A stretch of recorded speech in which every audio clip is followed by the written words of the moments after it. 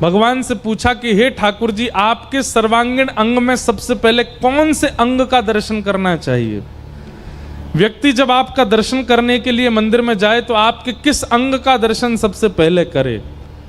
तब भगवान कहते हैं, संचिन्तयेत् भगवतश्चरणारविन्दम् वज्रांकुशध्वज सरोरुहलाञ्छनाढ्यम् उत्तुंगरक्तविलसल्लखचक्रवालम् ज्योत्स्ना विराहत महद हृदयान्धकारम्।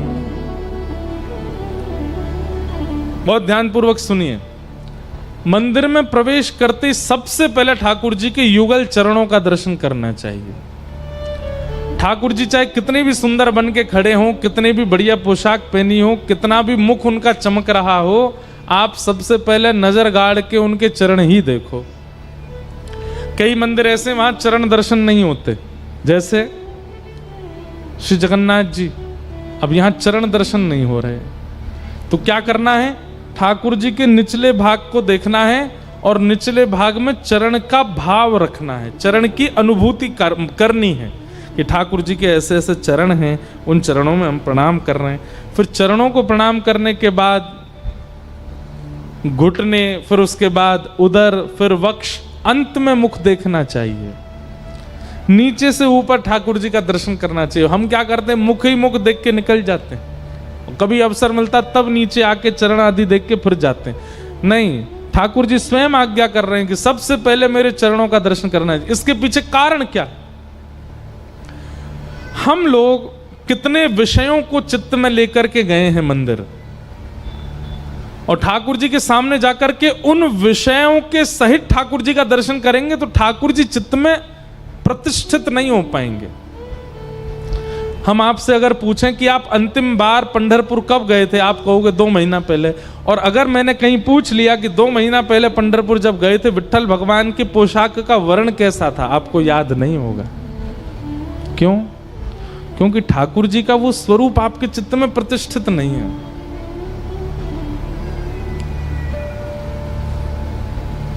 पर आपसे पूछा जाए कि जब आपका ब्याह हुआ था तब आपकी पत्नी ने कौन से कलर की साड़ी पहनी थी ब्याह पे, आपको याद होगा। पति ने कैसी शेरवानी पहनी थी वो भी याद होगा। गुब्बारे जो लगे हुए थे पंडाल में उनका रंग कैसा था याद होगा। क्यों? वहां पर चित्त वृत्ति सारी लगी हुई थी आपकी। इतने प्रसन्न थे कि अब मेरा ब्याह होने वाला है, अब मैं दुल्हा बन गया हूं। साली ने जो जूतियां चुराई थी वो कैसे रंग गई थी ये भी याद होगा। क्यों? क्योंकि वहां आपकी चित्तवृत्ति पूरी लगी थी। मंदिर में ठाकुर जी का वर्ण कैसा था ये आपको याद नहीं है।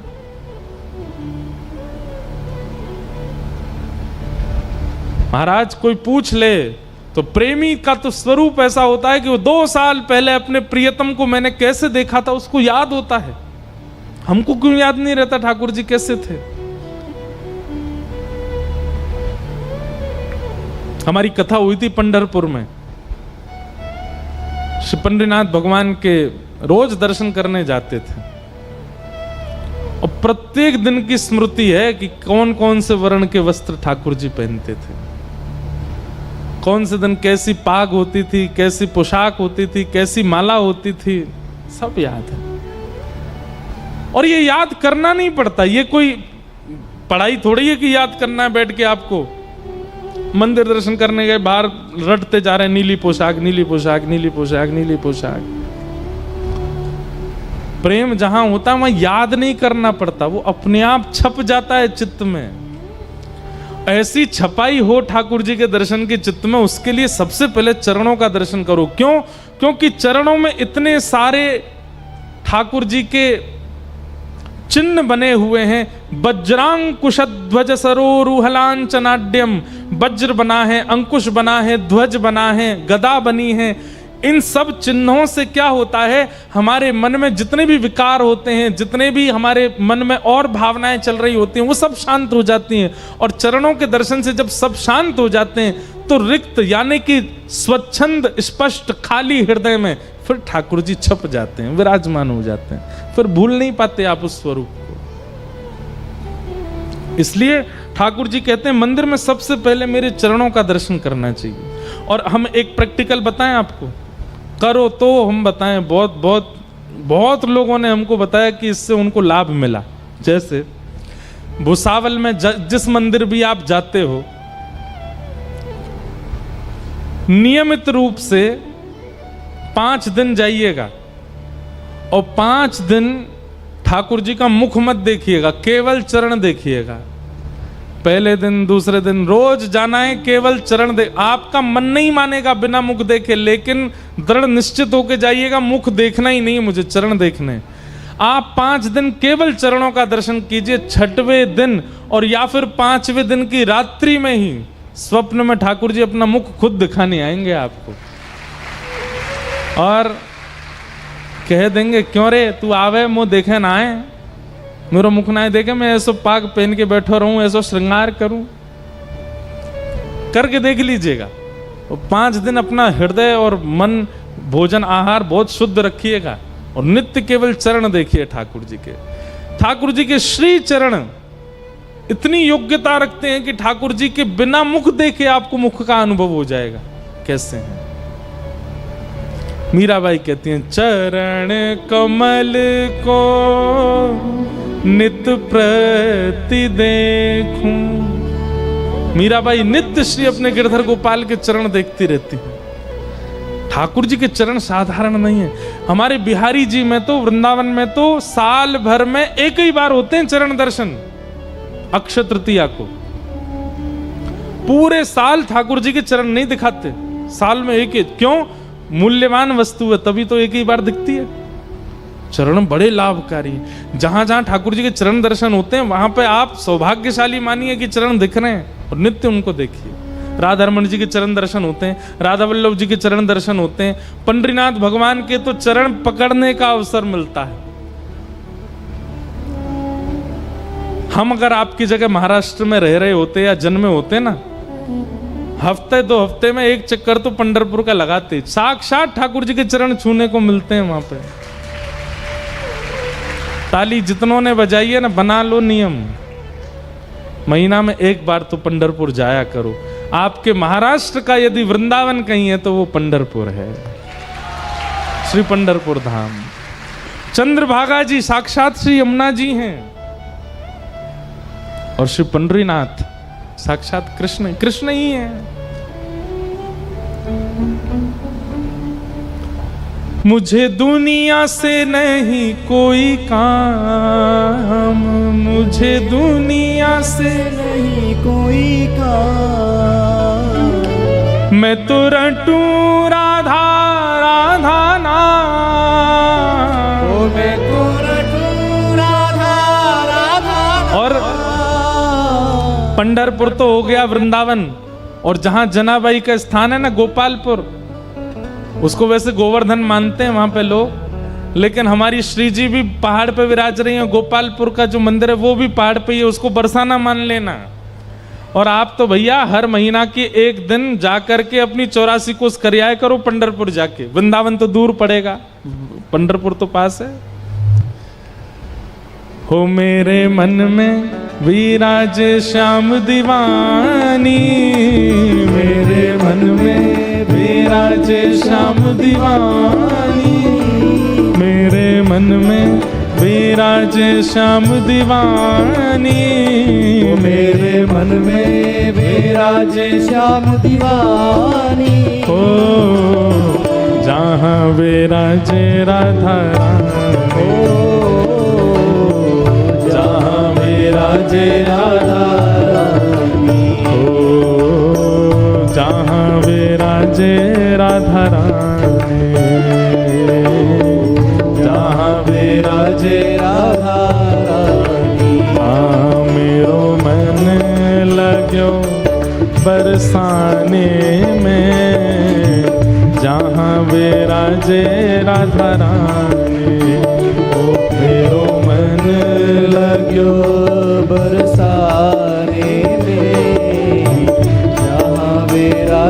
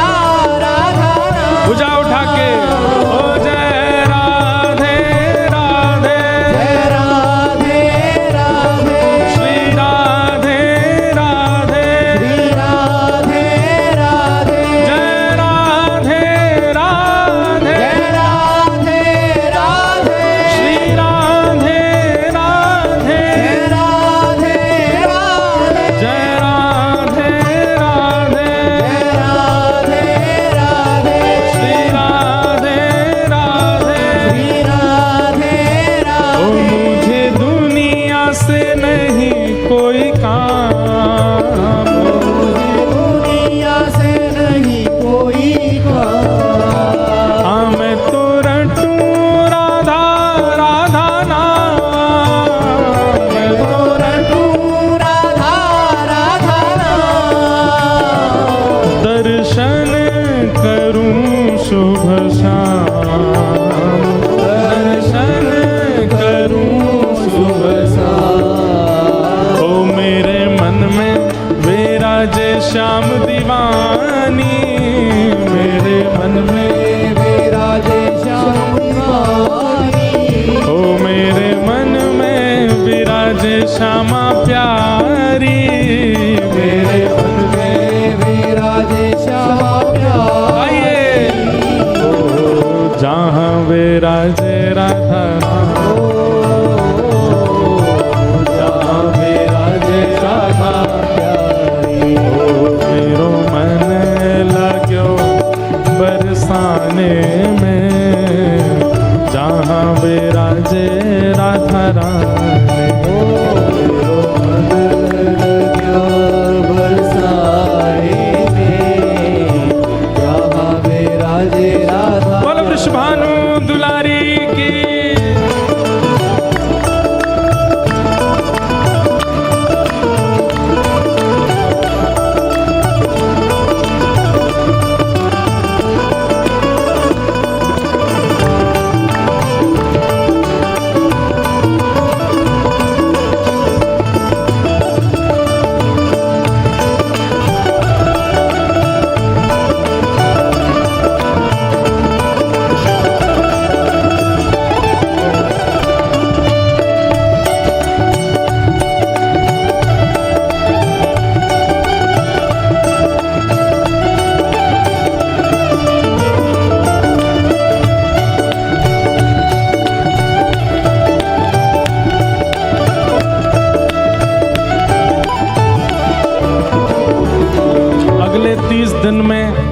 अगले 30 दिन में आप में से जो भी पंढरपुर जा रहा हो, हमारा एक काम करे आओगे।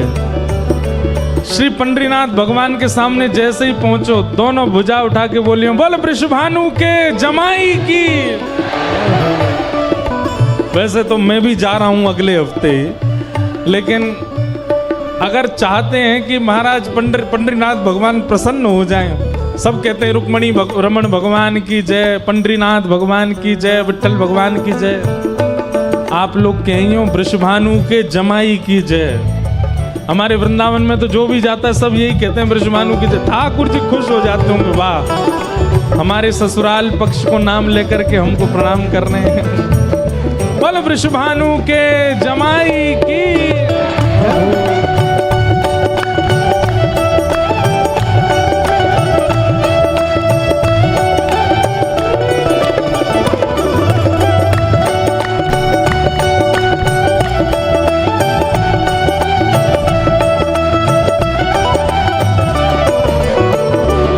मुझे दुनिया से नहीं लेना देना, मुझे दुनिया से नहीं लेना देना। मुझे दुनिया से नहीं लेना देना, मुझे दुनिया से नहीं लेना देना। क्यों? ओ ये जगत है एक सपना, ओ ये जगत है एक सपना। हाँ ये जगत है एक सपना, ये जगत है एक सपना। यहाँ कोई नहीं अपना, यहाँ कोई नहीं अपना। ओ यहाँ कोई नहीं अपना, यहाँ कोई नहीं अपना। गाइए ओ मेरी अपनी वृषभानु दुलारी, मेरी अपनी वृषभानु। ये बात तो आपको गर्जना करके बोलनी चाहिए, भुजा उठा के जोर से बोलो, मेरी अपनी वृषभानु दुलारी, मेरी अपनी वृषभानु।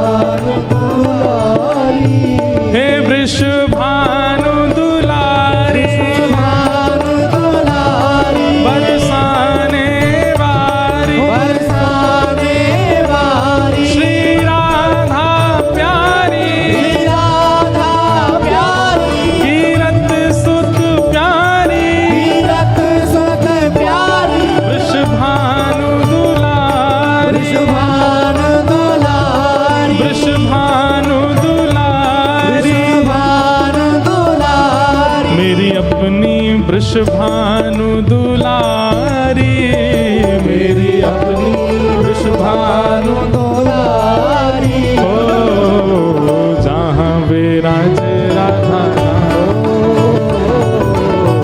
जहाँ विराजे राधा, ओ मेरो मन लग्यो बरसाने में, जहाँ विराजे राधा रानी।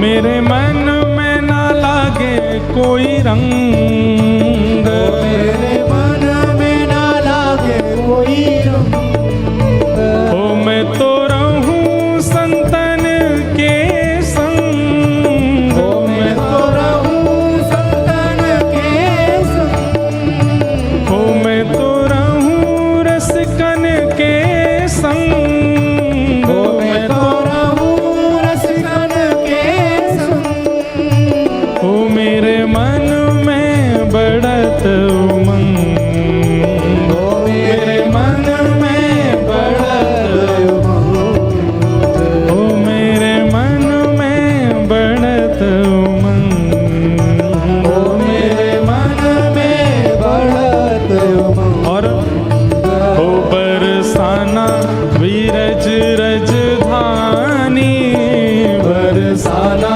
विरज रजधानी, ओ बरसाना विरज रज धानी, बरसाना विरज रजधानी, ओ जहाँ विराजे राधा जहाँ विराजे राधा। आइए मेरो मन लग्यो बरसाने में, जहाँ विराजे श्यामा प्यारे, मेरो मन लग्यो बरसाने में, जहाँ विराजे राधारानी। हे बरसाने में, राधे वृंदावन में, राधे राधे गोवर्धन में, राधे राधे पंढरपुर में, राधे राधे सब मिल गावे, राधे राधे भाव से गावे, राधे राधे प्रेम से बोले, राधे राधे वृषभानु दुलारी, राधे राधे बरसाने वाली, राधे राधे कीरत सुत प्यारी, राधे राधे हरिवंश प्यारी, राधे राधे हरिदास दुलारी, राधे राधे वृंदावन वाली,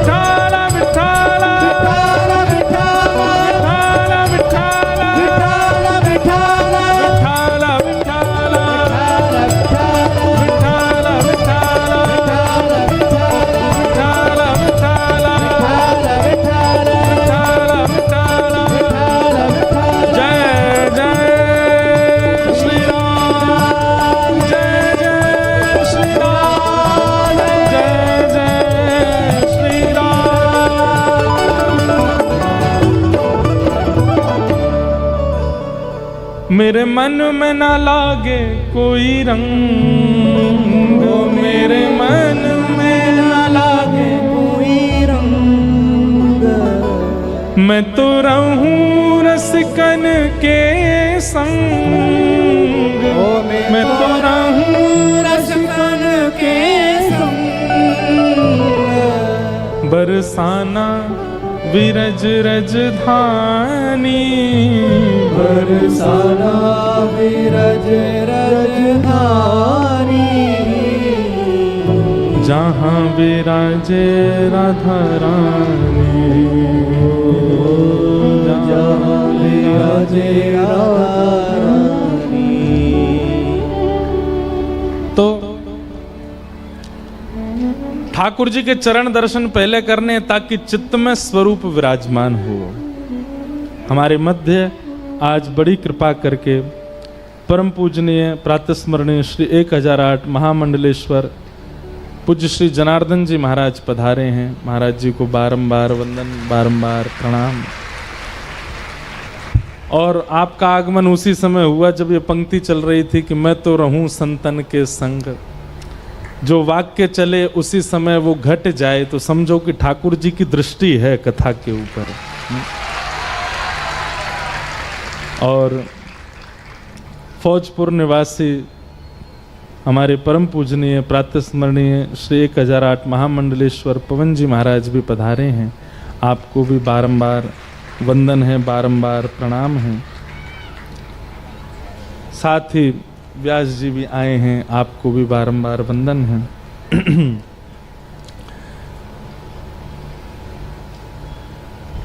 ठाकुर जी के चरण दर्शन की महिमा भगवान कपिल बताते हैं देवूति माता को।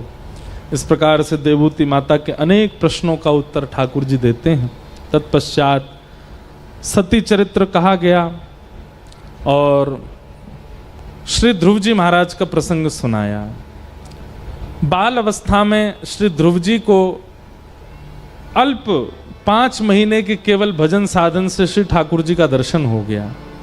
एक बात बहुत ध्यानपूर्वक सुनिए। कल ध्रुव चरित्र हम सुना रहे थे कथा में, प्रहलाद जी का चरित्र भी कल ही सुना दिया था, पर ध्रुव जी के प्रसंग की एक विशेष बात सुनिएगा, बहुत ध्यानपूर्वक सुनिए। ठाकुर जी के दर्शन में आवश्यक क्या होता है जिससे ठाकुर जी जल्दी रीझ जाएं?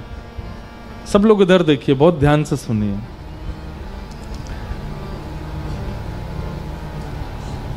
प्रहलाद जी महाराज भागवत जी में कहते हैं, न दानम न तपोनिज्य न शौचम न व्रतानि च प्रीयते मलया भक्त्या हरिरन्यत् विडम्बनम।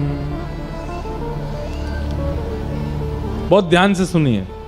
न दानम न तपः, यज्ञ कहते हैं यज्ञ को, न दानम न तपो नेज्य न शौच्यम, बहुत पवित्रता, न व्रतानि च, ना व्रत से। इन सब से ठाकुर जी मिलेंगे ये कंफर्म नहीं है। आप 30 दिन के महीने में 25 दिन व्रत करते हो, 5 ही दिन भोजन करते हो, ठाकुर जी मिलेंगे? दिन में 4 बार स्नान करते हो, सुबह उठ के फिर स्नान, शाम दोपहर में फिर स्नान, शाम को फिर स्नान, रात्रि सोने से पहले फिर स्नान, इतनी पवित्रता का ध्यान रखते हो, ठाकुर जी मिलेंगे? नहीं मिलेंगे। आप बहुत दान करते हो, ठाकुर जी मिलेंगे? नहीं मिलेंगे। कंफर्मेशन नहीं है ये, तो बस ये कि आप कर लीजिए, आपको पुण्य भले ही मिल जाएगा, आप शुद्ध हो जाओगे, आपके पाप कट जाएंगे, पर ठाकुर जी की प्राप्ति इन सबसे प्रमाणित नहीं है। न दानम न तपोनेज्य न शौच्यम न व्रतानि च।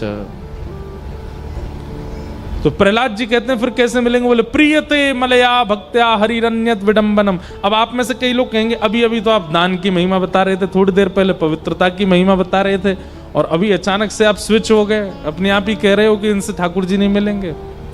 हमारी बात बहुत ध्यान से सुनना। आपने हमसे कहा महाराज जी हमारे घर आओ भोजन करने, हमने कहा ठीक है। आपने कहा सुनिए सुबह कुछ पाके मत आइएगा, थोड़ा थोड़ा जगह रख के आना, हम बहुत सारा सामान बनाएंगे। हमने कहा ठीक है। अब सुबह ना तो बाल भोग किया ना राज भोग किया, सीधे रात्रि में प्रसाद पाने, कथा के बाद वैसी भूख बहुत लगती है, आ गए घर, आपने इतनी बड़ी थाल रख दिया सामने, बोले ये महाराज जी तोरई की सब्जी है, घिया की सब्जी, पनीर की सब्जी, मटर की सब्जी, और ये उसकी सब्जी, उसकी सब्जी, सब्जियां बना दी 8 प्रकार की। हम अभी प्रतीक्षा कर रहे हैं और भी कुछ आ रहा होगा। अब मिष्ठान आया, ये गुलाब जामुन, रसगुल्ला, बर्फी, ये पेड़ा आदि आदि।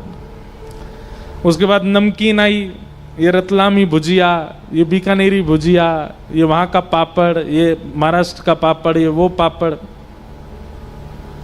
और सब पधराने के बाद आप हाथ जोड़ के बैठे, पाइए। हम कहे भले आदमी रोटी तो दीजिए। आप बोले सब बनाया, रोटी ही नहीं बनाई है, बस आपके लिए सब कुछ तैयार किया पर रोटी नहीं बनाई है हमने।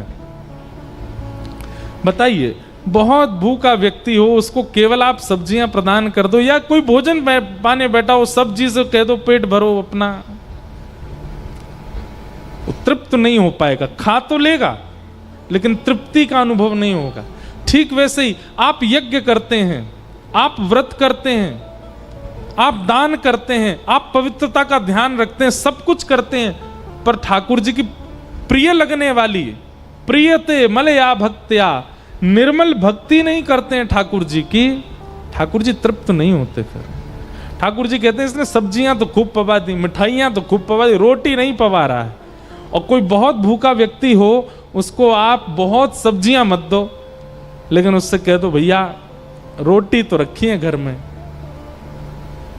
बहुत भूखा व्यक्ति पानी से रोटियां भी खा लेगा और रोटी से तृप्त हो जाएगा। ठाकुर जी की तृप्ति के लिए निर्मल भक्ति चाहिए। अन्य साधन तो फिर उसको सजाने के लिए, उसकी प्रेजेंटेशन के लिए और स्वाद बढ़ाने के लिए होते हैं। बाकी तृप्ति तो रोटी से ही होती है, तृप्ति तो भक्ति से होती है ठाकुर जी की। ध्रुव जी महाराज ने 5 वर्ष की आयु में ठाकुर जी को प्राप्त कर लिया। यहां लोग 5-5 हजार साल तक तपस्या करके जा चुके हैं, भारत में ठाकुर जी नहीं मिले। 5 वर्ष में 5 महीने के तप ने भगवान को प्रकट कर दिया। इससे क्या प्रमाणित होता है कि बहुत लंबे समय तक भजन करना, इससे ठाकुर जी मिलते हैं? नहीं। कई लोग कहते हैं 4 घंटे महाराज जी रोज पूजा करता हूं मैं, सुबह 5 बजे बैठ जाता हूं ठाकुर जी के सामने, और मैं उठते कितने बजे? 9 बजे उठता हूं। फिर चाहे इस बीच में ब्रह्मा आ जाए मैं हिलता नहीं हूं। कई लोग बहुत गाते हैं अपने भजन को। आप समय कितना लगा रहे हो ठाकुर जी के आगे, ये बड़ी बात नहीं है। जितना लगा रहे हो उतने में ठाकुर जी से प्रेम कितना बढ़ रहा है, ये बड़ी बात है। हम नियम करते हैं, बस नियम पूर्ति होती है हमारी। अब ये करना है, अब ये करना, अब इनको नहलाना है, अब इनको तिलक लगाना, अब चंदन लगाना, अब अगरबत्ती घुमानी, अब ये सब पूजा है। और ठाकुर जी पूजा से नहीं, सेवा से मिलते हैं। और सेवा में अगर एक क्षण भी दिया जाए तो 4 घंटे पर भारी पड़ेगा। प्रहलाद जी, ध्रुव जी महाराज ने वर्षों तक तपस्या नहीं की, लेकिन 5 महीने में वो किया जिससे ठाकुर जी प्रसन्न हो गए। लिख लीजिएगा, ठाकुर जी को प्रसन्न करने के लिए सबसे ज्यादा भक्ति में आवश्यक क्या होता है? उत्कंठा। क्या होता है? उत्कंठा। कई लोग तो जानते ही नहीं होंगे उत्कंठा का मतलब क्या होता है। अब देखो, शुद्ध हिंदी में बोल रहे हैं तो आपको समझ नहीं आएगा, और अभी हम उर्दू का एक शब्द बोलेंगे सब समझ जाओगे। तड़प सब जान गए। हम कहते हैं कि हम हिंदू हैं। उत्कंठा, व्याकुलता, विचलनता। अब इनसे आप नहीं समझे, उर्दू के 2 शब्द बोलेंगे उससे समझ जाओगे। उत्कंठ, तड़प और जिद, इससे आप समझ गए। थोड़ा ये शब्द है ना, इन शब्दकोशों को भी सीखिए। भक्ति में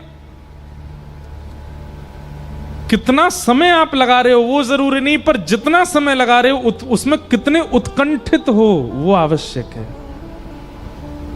उसमें कितने व्याकुल हो। जनाबाई की भक्ति हो चाहे मीराबाई की भक्ति हो, उनकी भक्ति में समय प्रधान नहीं था, उत्कंठा प्रधान थी। ठाकुर जी के प्रति जो चित्त में व्याकुलता है, उस व्याकुलता से ठाकुर जी आते थे। नामदेव जी की व्याकुलता से ठाकुर जी प्रकट होते थे। हमारी भक्ति में सब कुछ है, उत्कंठा छोड़ के। जिद नहीं है ठाकुर जी से, हट नहीं है ठाकुर जी से मिलने का। आपको पता है, आज जनाबाई को बहुत याद आ रही। जनाबाई पंढरपुर कैसे आई थी? आषाढ़ी एकादशी के दिन अपने माता पिता के साथ आई थी। एकादशी को इतनी भीड़ होती पंढरपुर में।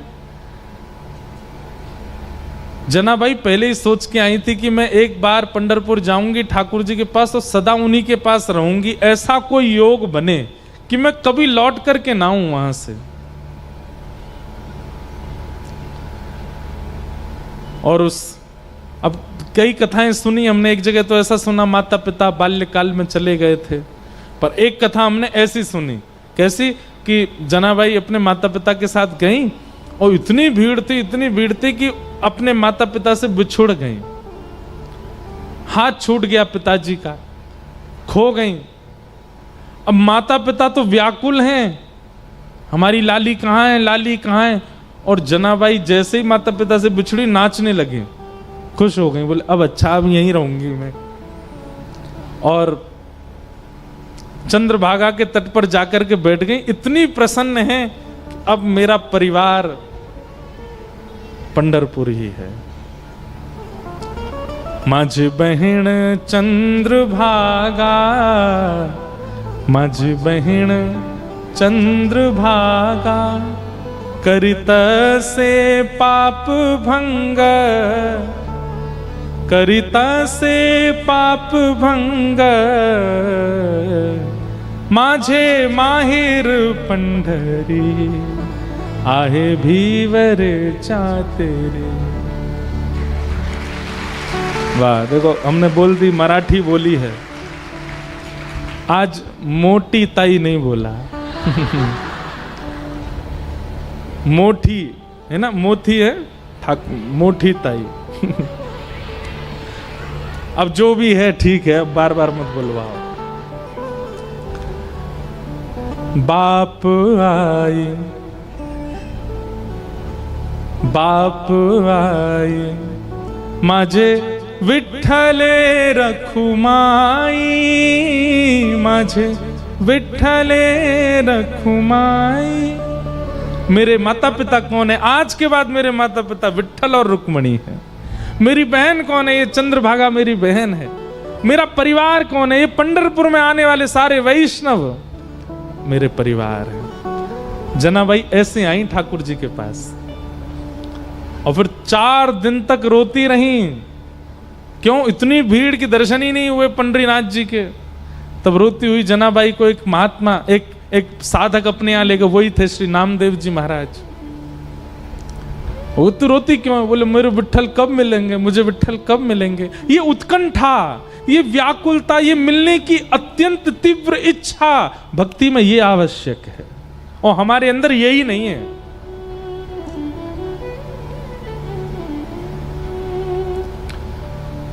आप कथा सुनने आए हैं तो कहीं ना कहीं इसके पीछे आपकी इच्छा है कि भाई महाराज जी की हमने कथा सुनी है तो सुनने जाएंगे। चलो फ्री टाइम है, एग्जाम हो गए बच्चों के, सुनने जाएंगे।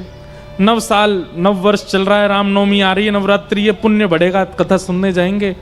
उत्कंठा से कितने लोग आए हैं, व्याकुलता से कि कथा में ऐसा कुछ सुनने में आ जाए, ऐसा कोई भाव हमारे अंदर आ जाए कि हमें साक्षात पंडरीनाथ के भुसावल में ही दर्शन हो जाए। ये व्याकुलता सबकी नहीं है, और जिसकी है वो सौभाग्यशाली। भक्ति लिख लीजिएगा, पवित्रता नहीं है चलेगा,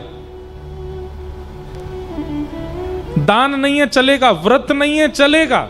हम ज्यादा व्रत नहीं कर पाते, हम अपनी बता एकादशी व्रत करते, बस एकादशी व्रत करते हैं, रामनवमी व्रत करते हैं, जन्माष्टमी व्रत करते हैं।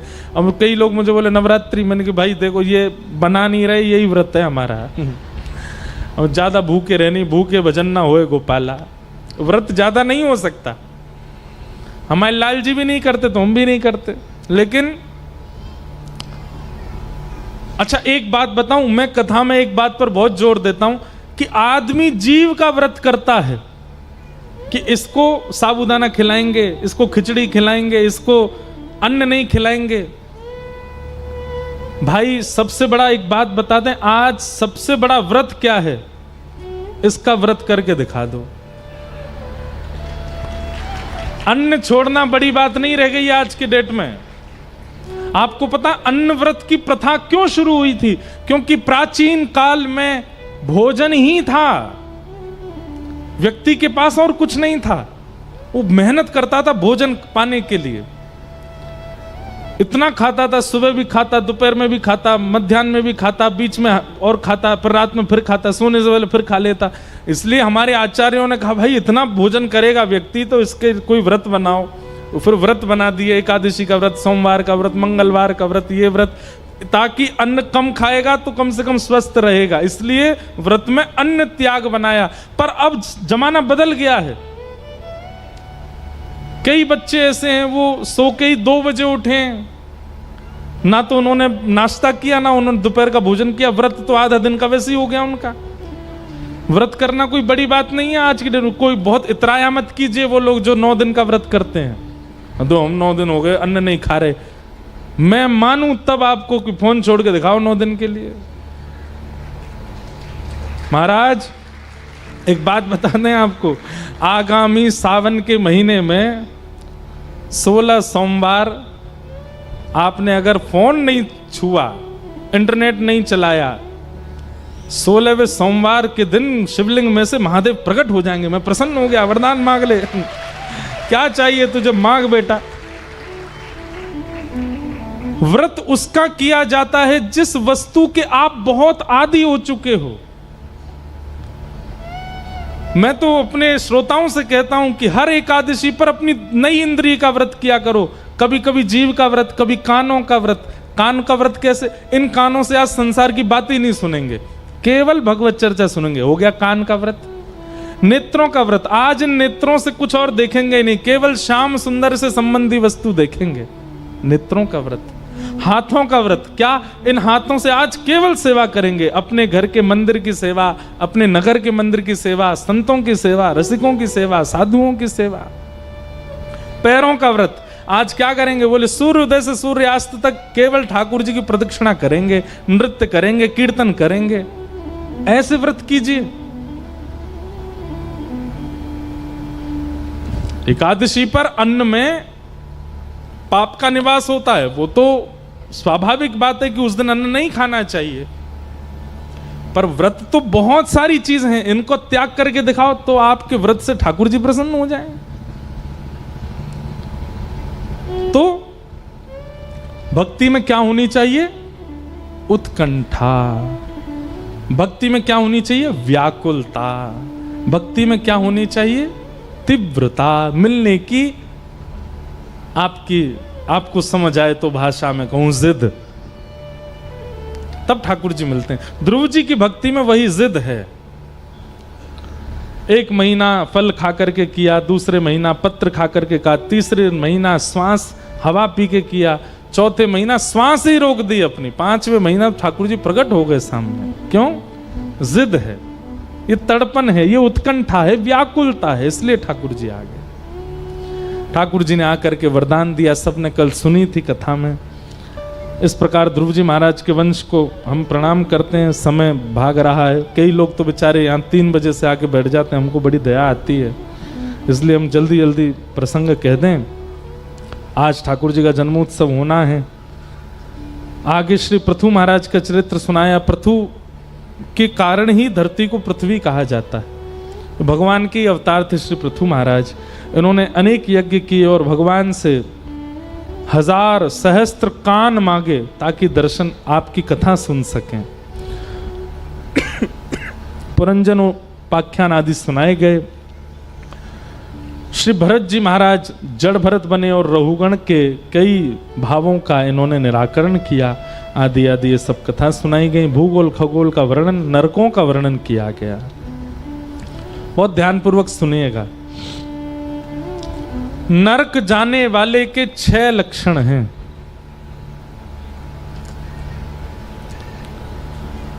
सब लोग डरते हैं नरक जाने से, पर ये 7 लक्षण जिसमें दिखाई देते हो, 6-7 लक्षण हैं, समझो वो नरक जाएगा। कौन कौन से? अत्यंत कोप कटुका च वाणी दरिद्रतां च स्वजनेषु वैरम नीच प्रसंग कुलहीन सेवा चिन्हानि देहे नरकम गताना। ये 6 चिन्ह जिनमें दिखाई दे रहे हो, समझ जाना कि वो नरक निश्चित जाएंगे। सबसे पहला अत्यंत कोप, भयंकर गुस्सा। सब लोग इधर देखो। सबसे पहला अत्यंत कोप। किसी व्यक्ति को यदि भयंकर गुस्सा आता है तो निश्चित है कि वो नरक जाएगा। कटुकाच वाणी, किसी की वाणी इतनी कड़वी है कि वो जब बोलता है तो सामने वाले का हृदय इतना दुखी हो जाता है कि नेत्रों से आंसू आ जाते हैं। ऐसा व्यक्ति नरक जाएगा। अत्यंत कोप कटुकाच वाणी दरिद्रताम च, जो व्यक्ति कभी संतुष्ट नहीं रहता, कभी भी संतुष्ट नहीं है, उससे कभी भी पूछ लो, भोजन बनाने वाला पूछ ले, भोजन अच्छा बना, उसमें भी कमी निकाल देगा। वस्त्र बनाने वाला बोले भैया आपको कुर्ता बढ़िया आ गया, उसमें भी कमी निकाल देगा। बाल काटने वाला पूछे बाल बढ़िया कटे, उसमें भी कमी निकाल देगा। मतलब वो हमेशा असंतुष्ट ही रहता है। ऐसा व्यक्ति भी नरकगामी होता है, सोच लीजिए। क्योंकि अभी ये तो हमने बहुत सामान्य सी बातें बताई हैं मंच से, भोजन में कमी निकालना हो। कई लोग तो लोगों में ही इतनी कमियां निकालते हैं, भले ही अनंत गुणवान व्यक्ति उनके सामने आ जाए उसमें भी दोष देख लेते हैं। दरिद्रताम च, जो असंतुष्ट रहता है, कभी संतोष नहीं करता। अत्यंत कोप कटुकाच वाणी दरिद्रताम च, और 4थी वस्तु स्वजनेषु वैरम, अपनों से बैर करता है। जो उसके शुभ चिंतक हैं, जो उसको अच्छा बताते हैं, भाई देखो तुम ऐसा गलत मत खाया करो, गलत लोगों के पास मत जाया करो, गलत काम मत किया करो, ऐसे लोगों को अपना शत्रु मान लेता है और उनका त्याग कर देता है। स्वजनेषु वैरम। और 5वां बताया नीच प्रसंग, बहुत ध्यान से सुनिएगा। स्वयं मांस नहीं खाता, स्वयं मदिरा नहीं पीता, लेकिन जिनके साथ बैठता है, जिनके साथ घूमता है, जिनके साथ खेलता है, वो सब काम करते हैं। खुद कभी पाप की चीजें नहीं करता, बहुत शुद्ध रहता है, लेकिन जिनके साथ 24 घंटा उसका उठना बैठना, वो सारे गलत काम करते हैं। वो तो जाएंगे नरक में, आपको और लेके जाएंगे। आप नरक जाकर के यमराज जी से पूछोगे मैंने तो कोई पाप किया नहीं, आपने मुझको क्यों बुलाया? यमराज जी कहेंगे क्योंकि तुम संग रह करके उसको सुधारे नहीं, इसलिए तुमको बुलाया। ये बात हम नहीं कह रहे हैं, शास्त्र प्रमाण है। नीच प्रसंग, नीच व्यक्ति का संग करने से भी नरक जाना पड़ता है। और कुलहीन सेवा, माता पिता से अगर कोई बालक द्रोह करता और आप उसकी सेवा करते हो, आप उसको और बढ़ावा देते हो, तो भी आपको नरक जाना पड़ेगा। इस प्रकार ये 6 चिन्ह हैं नरक के, इनका वर्णन किया गया, अजामिलोपाख्यान सुनाया गया। आगे भागवत जी में फिर भगवान के परम भक्त श्री वृत्रासुर का चरित्र सुनाया। यही वृत्रासुर अपने पूर्व जन्म में चित्रकेतु नाम के एक गंधर्व थे।